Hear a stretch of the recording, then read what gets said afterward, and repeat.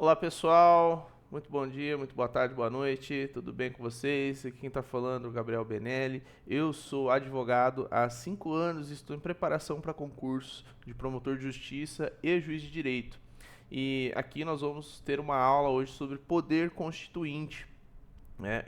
Lembrando que eu faço as minhas aulas a partir de resumos que eu produzo do estudo da doutrina.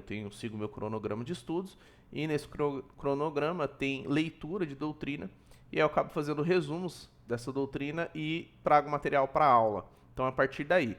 Em direito constitucional, poder constituinte, né, eu estou lendo a doutrina do professor Flávio Martins. Essa aqui, ó. Então, se vocês quiserem acompanhar pela doutrina, né, ou seguir pelo resumo, aí vocês já sabem da onde que eu tiro o conteúdo aqui dos vídeos, certo? Então, vamos passar para o nosso conteúdo, já para a nossa aula de poder constituinte, né?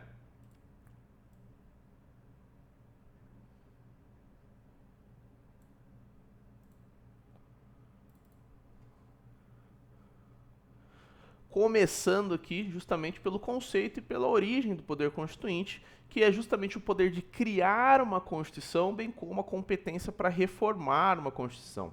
Ela é uma expressão aí do poder político, justamente porque é capaz de organizar política e juridicamente uma nação. Tá? Essa teoria do poder constituinte ela tem origem, né, com o padre francês Emmanuel Joseph Sieyès em 1789. A teoria é diretamente ligada aí à Revolução Francesa de 1791, né? Ela é considerada aí como a inspiração, a grande inspiração da Revolução Francesa. Inclusive o padre Sieyès teve grande participação na Revolução, inclusive, né, naquela ocasião em que o Napoleão Bonaparte tomou o trono lá da França, certo? A partir da obra de Sieyès, o titular do poder constituinte passou a ser o povo, que por ele era chamado de nação. E aqui existe uma lógica. O povo, ele é sim o titular do poder constituinte, mas ele é o titular indireto, porque quem de fato vai elaborar a Constituição são os seus representantes, né? Os representantes do povo e não o povo diretamente, pelo menos aqui no Brasil. Aqui, passando para as espécies de poder constituinte, nós né, temos 4 espécies de poder constituinte. Poder constituinte originário, poder constituinte reformador, poder constituinte difuso, poder constituinte supranacional. Então, nós vamos estudar cada espécie aqui, tintim por tintim, detalhe por detalhe. Passando aqui para o poder constituinte originário, certo? Poder constituinte originário, né, que pode ser chamado aí de instituinte ou de primeiro grau, é o poder justamente de criar uma Constituição, tá? E ele pode ser de duas formas, ele pode ser histórico ou pode ser revolucionário. O poder constituinte originário histórico, ele é aquele que cria a primeira Constituição de um país, ou seja, é um país que não existe, passou a existir, e aí precisou de sua primeira Constituição. Esse é o poder constituinte originário histórico, que hoje em dia vai ser muito raro, aí, porque dificilmente nós teremos a criação de um novo país. E o reformador, que é mais comum, né, pode ser através, ou melhor, e o revolucionário, que é um pouco mais comum, né, a gente pode ver, né, com mais facilidade aí na nossa realidade, ele cria uma nova Constituição para um país que já possui uma, né? Então, por exemplo, né, em 1988 nós tivemos aí um poder constituinte revolucionário. E são características, né, do poder constituinte originário, ele ser inicial, porque ele existe antes do surgimento das leis, né, ele trata de um poder de fato e não do poder de direito. Ele pode ser incondicionado, porque ele pode ser feito, pode ser exercido de qualquer maneira, não tem, né, uma forma pré-estabelecida de como ele pode ser feito, pode ser exercido. Ele é latente ou permanente, tá? Ou seja, ele não se esgota com o seu uso. Dando um grande exemplo aqui, se a gente elaborou, né, como o Brasil elaborou uma Constituição em 1988, o poder constituinte originário não se esgota a partir dessa elaboração. Isso não impede, né, que em 2030 seja elaborada uma nova Constituição. Então ele é permanente, ele permanece após a criação de uma Constituição. E ele é limitado, né? Aqui é um tema muito polêmico, porque o pós-positivismo trouxe esse entendimento de que há limites extralegais, embora não exista limitação legal ao poder constituinte originário, né? E dentro desses limites extralegais, né, nós podemos aqui utilizar como tipos o direito natural, né? Porque aí uma Constituição nova ela não pode suprimir o direito à vida, o direito à liberdade, né? O direito natural. Limites de fato e princípio da proibição do retrocesso social, né? Entrando na esfera dos direitos humanos, direitos sociais, né? Uma nova Constituição não pode suprimir direitos, né? Sociais adquiridos e ela não pode suprimir esse tipo de direito. É uma vedação ao retrocesso social. Então, se a gente conseguiu, conquistou um direito, nós teremos esse direito para a nova Constituição. Além disso, né, a gente precisa entrar num detalhe importante, porque a doutrina brasileira não reconhece os tratados internacionais de direitos humanos, né, entrando justamente na vedação ao retrocesso, eles não reconhecem o Tratado de Direitos Humanos como uma limitação, né, ao poder constituinte originário. Por quê? Porque aqui no Brasil, os tratados de direitos humanos eles vão ter caráter constitucional, vão fazer bloco de constitucionalidade, né, fazer parte do bloco de constitucionalidade, ou eles vão ter caráter infraconstitucionais e supralegais, né, estão ali entre, né, em hierarquia entre o bloco de constitucionalidade e entre as legislações infraconstitucionais, ele vai ser supralegal. E aí, aqui no Brasil, pela doutrina, não existe nada que é supraconstitucional, como, por exemplo, na Europa. Na Europa existem, né, tratados internacionais que têm caráter supraconstitucional. E aí existe, obviamente, uma limitação à Constituição, ao poder constituinte originário. Passando aqui para a nossa segunda espécie, o poder constituinte derivado, que também é chamado de instituído ou de segundo grau, ele subdivide em dois, tá? Existe o poder constituinte derivado decorrente e o poder constituinte derivado reformador. O poder constituinte derivado decorrente é justamente o poder que cada Estado membro tem de elaborar a sua própria Constituição. Nós estamos falando aqui, né, das constituições estaduais.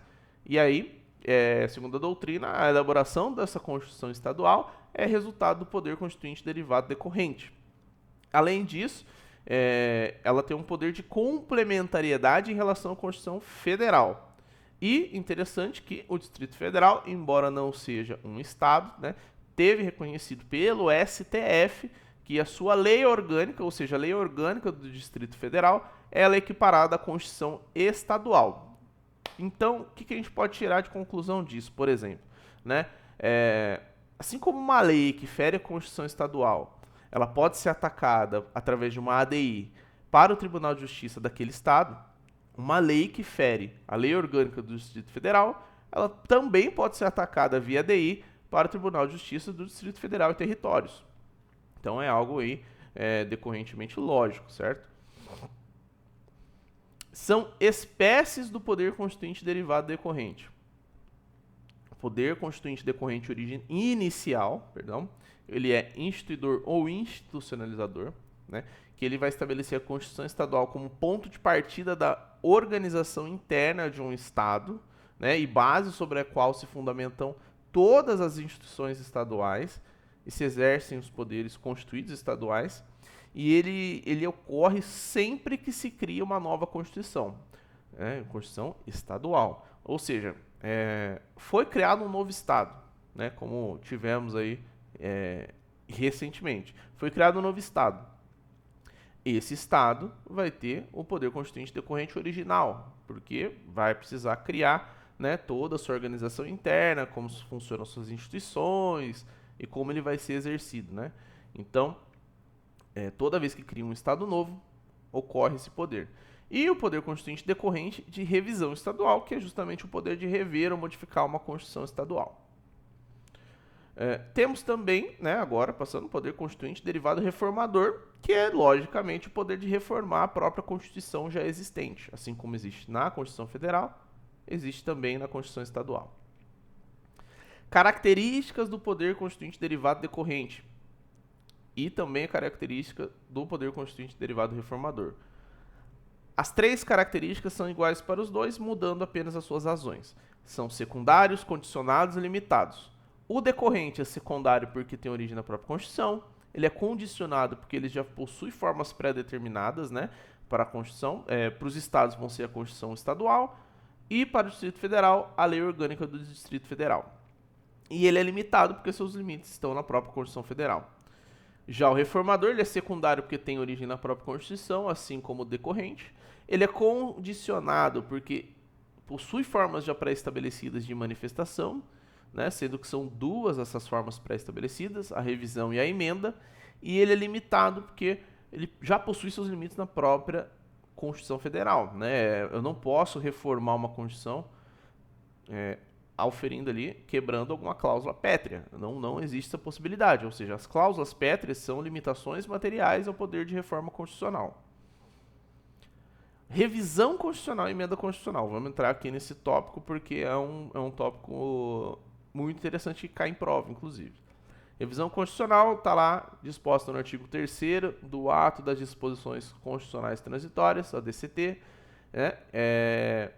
Ela já foi efetuada no Brasil, inclusive, né? Foi 5 anos após a Constituição Federal de 88, numa sessão unicameral que junta os membros da Câmara dos Deputados e do Senado Federal. Eles votam unicamente, ali, cada membro, né, do Senado e da Câmara vão votar e seu voto vai ter peso de 1.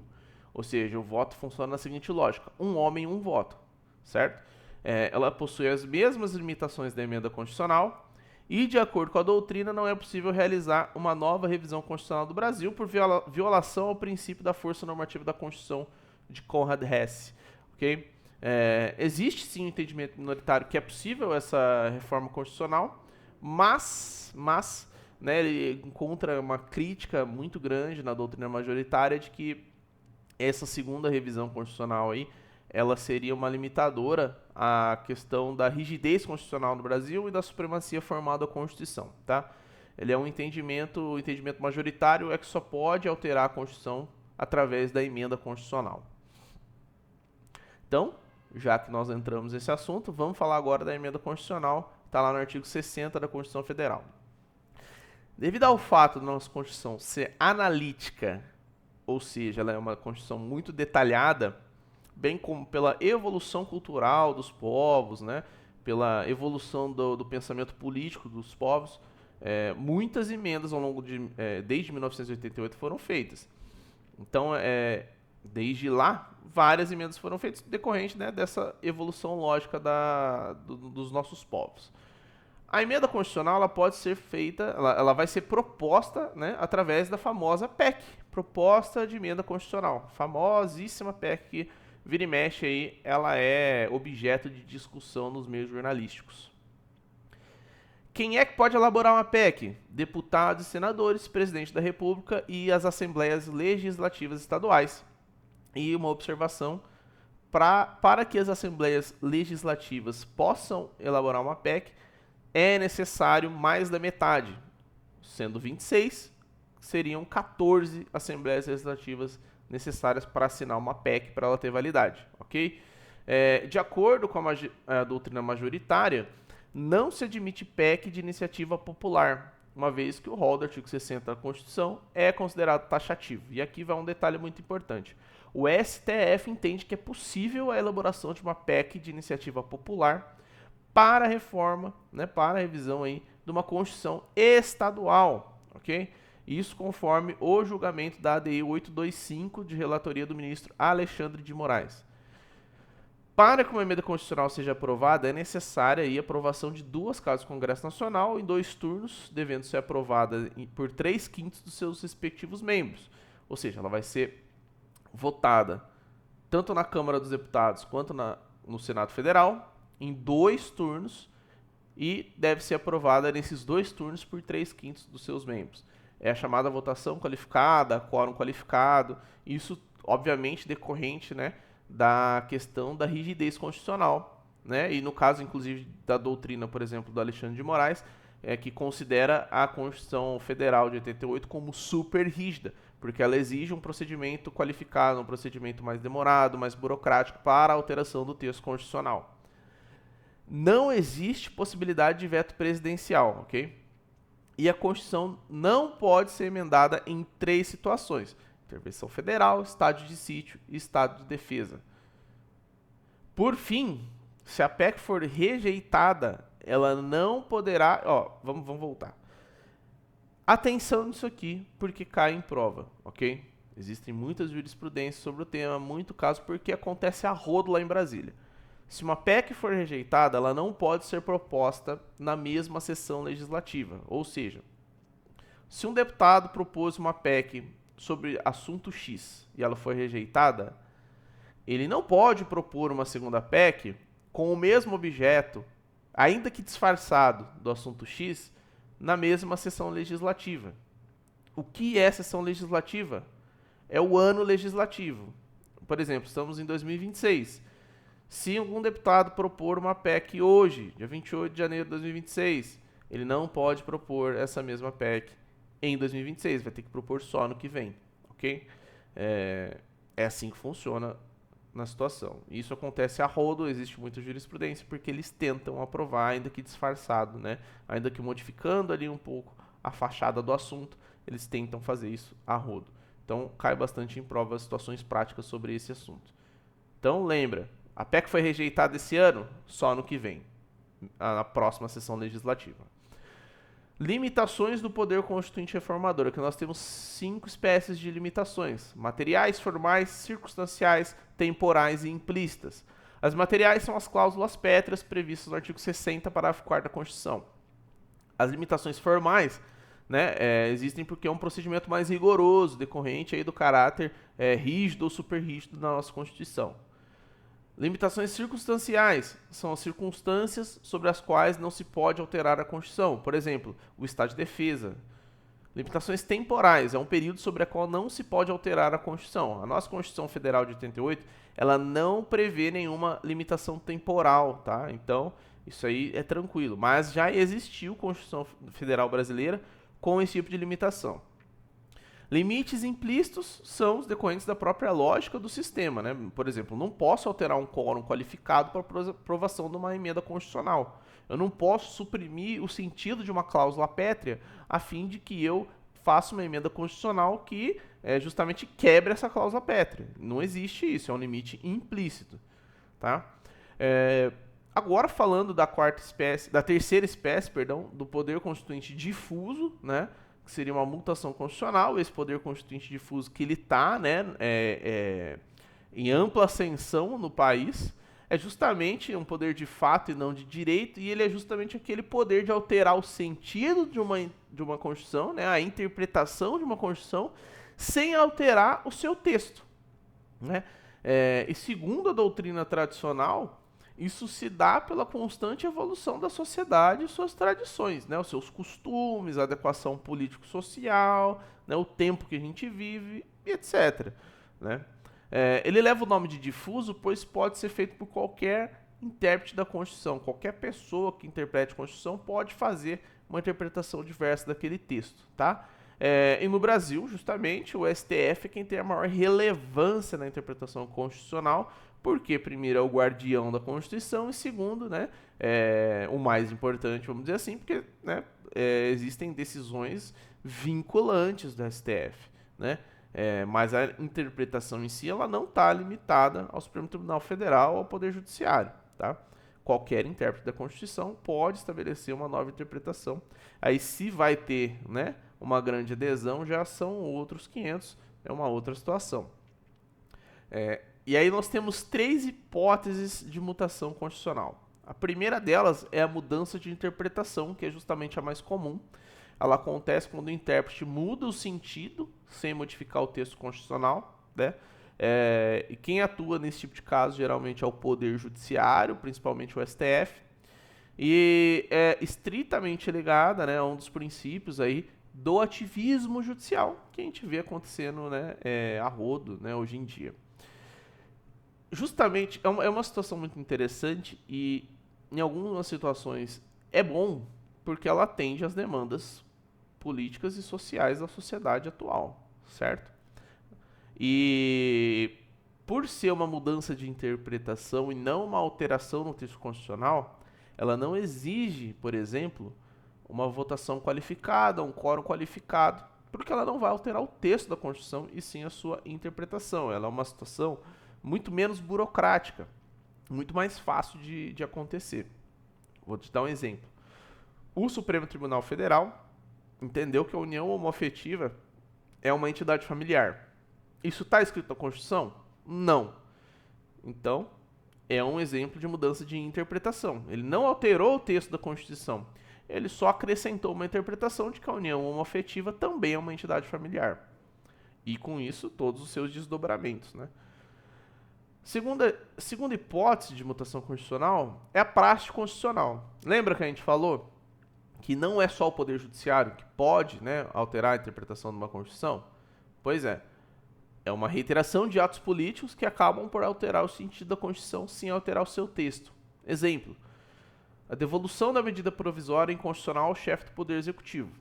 O Senado Federal, né, o presidente do Senado, ao se deparar, né, com uma medida provisória que chegou ali com uma flagrante inconstitucionalidade, ao invés dele submeter essa medida provisória para a Câmara dos Deputados, né, para análise da Câmara dos Deputados, ele volta, né, ele volta essa medida provisória para o presidente e o presidente ali vai corrigir, vai sanar essa inconstitucionalidade para que ela seja votada, né, seja submetida à análise.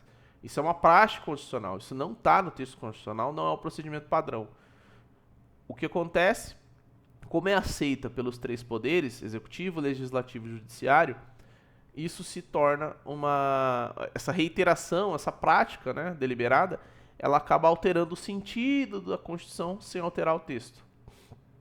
Por fim, temos uma criação doutrinária ou jurisprudencial. E vamos adentrar aqui, a alteração jurisprudencial não é a interpretação conforme a Constituição dada pelo STF em controle de constitucionalidade, né? Ele altera de forma inovadora o significado da Constituição. E aqui nós temos 3 limites sobre a mutação constitucional, tá? Primeiro, ela deve permanecer entre os sentidos possíveis do texto, deve decorrer da genuína mudança na sociedade e não deve avançar no campo da reforma constitucional. Ou seja, não deve ser uma mudança constitucional abrupta de forma que modifique o texto constitucional. Ela deve estar dentro dos limites ali. Ok? A quarta espécie, nós temos aqui o poder constituinte supranacional ou transnacional. Por exemplo, a hipótese de se elaborar uma única Constituição para vários países. Cada país abre mão de uma parte da sua autonomia, elege seus membros, né, do poder legislativo ali para uma Assembleia Legislativa Transnacional e elaboram uma só Constituição. É uma decorrência da globalização e isso acontece na União Europeia, por exemplo. E aí, o que isso vai, né, desdobrar na realidade? Como que isso se desdobra na realidade? Vou dar um exemplo aqui, que é um exemplo inclusive citado na doutrina do professor Flávio Martins, da Polônia, que ela criou um órgão lá de fiscalização do seu poder judiciário. Ou seja, esse órgão, obviamente, de caráter político, fiscalizava juízes que, caso dessem, por exemplo, uma decisão, tivessem um comportamento ali em desacordo com o político da vez, eles poderiam sofrer ali com redução de salário, aposentadoria, demissão, etc. e tal. Tinha uma série de penas ali para eles. O que a União Europeia falou? Falou, não. Essa prática está em desacordo com as nossas premissas e vocês, como parte da União Europeia, devem seguir as nossas premissas de caráter aí supranacional. O que a Polônia fez? A Polônia foi lá e tornou uma série de dispositivos da Constituição ali, europeia inconstitucionais dentro do seu país, né? E aí, o que isso gerou por parte da União Europeia? A Polônia foi condenada a uma multa de 1 milhão de euros por dia. E aí, isso vai se desdobrando, vai gerando aí novos desdobramentos. Pode ser, inclusive, que a Polônia saia do bloco da União Europeia, assim como fez o Reino Unido, né, com o Brexit. Então, são tipos de desdobramentos que podem acontecer em decorrência de uma Constituição supranacional, ok? Aqui no Brasil a gente não tem isso, certo? E por fim, para finalizar a nossa aula de poder constituinte, nós temos o poder constituinte material e formal, né, que é uma classificação que vem da doutrina portuguesa. Enquanto o poder constituinte material ele inova no conteúdo político, o poder formal transforma essa inovação em redação constitucional. Né? Então a gente pode concluir que o poder constituinte formal é decorrente, ele é subordinado ao poder constituinte material. Então, pessoal, finalizamos a nossa aula. Deixa eu maximizar aqui minha câmera. Finalizamos a nossa aula de poder constituinte. Se você gostou da aula, deixa o like, se inscreve aqui no meu canal. Se você tem alguma sugestão de melhoria, eu sei que a edição não é das melhores, a câmera não é das melhores, eu uso um fone, um headphone que não é o mais profissional possível, eu sei de tudo isso, mas, gente, o intuito desse conteúdo, ele é me ajudar, porque é uma forma de estudo, né? Eu faço resumo a partir da doutrina, eu faço uma aula que me ajuda a fixar o conteúdo e tenho o intuito de ajudar vocês. A forma como eu vou fazer isso, por enquanto, para mim pouco importa. Eu vou, obviamente, né, melhorar a qualidade, mas por enquanto, para mim pouco importa. Então, peço para vocês que deixem a sugestão aí de forma educada nos comentários. E se vocês gostaram, compartilha e se inscreve aqui no canal, beleza? Um aviso. Eu tenho um cronograma de estudos, tá? Eu tenho um cronograma diário de estudos. E pode ser não. As aulas não terão uma sequência lógica. Por exemplo, hoje eu estou estudando sobre poder constituinte. Eu utilizo como base a doutrina do professor Flávio Martins de Direito Constitucional. O próximo capítulo da doutrina do professor Flávio Martins vai ser sobre fenômenos constitucionais, certo? Isso não significa que a próxima aula aqui do canal seja sobre fenômenos constitucionais. Hoje, por exemplo, hoje que eu estou gravando, dia 28 de janeiro, no meu cronograma eu tenho leituras de direito administrativo e direito civil. Então, minha próxima aula vai ser sobre isso. A partir do momento que eu estou estudando aquela matéria, eu faço o resumo e gravo a aula para vocês. Vou tentar fazer a aula na mesma proporção do que eu estou lendo e estudando. Mas é difícil, tem dia que eu leio 2, 3 doutrinas diferentes, e aí, se eu for fazer resumo e aula dessas 3 doutrinas diferentes no mesmo dia, eu vou gastar um tempo que pode ser que eu não tenha. Mas eu vou tentar disponibilizar com a maior quantidade possível de aulas aqui, porque isso me ajuda muito e com certeza vai ser benéfico para quem vai acompanhar o canal, ok? Então, avisando, não vai seguir uma sequência lógica, eu não vou fazer, por exemplo, hoje eu não vou gravar uma aula de direito constitucional, pode ser que semana que vem eu grave, pode ser que daqui 2 semanas eu grave, né? Então vai ficar nisso. Eu vou criar as playlists, e aí nas playlists vocês podem acompanhar de forma lógica. Só que como, né, lembrando, a preparação para concurso desse nível, ela é uma maratona, vai demorar um pouquinho para eu encher de fato de conteúdo, né? Então, eu preciso abranger uma quantidade enorme de conteúdo, uma quantidade enorme de matérias e não é tão fácil assim. Não dá para fazer numa velocidade tão alta, tá? Então, eu espero que vocês tenham gostado, o recado tá dado. Essa é a minha primeira aula aqui do canal, né? Então, quem tiver sugestão, põe aí nos comentários. E até o próximo vídeo, até a próxima aula. Um grande abraço.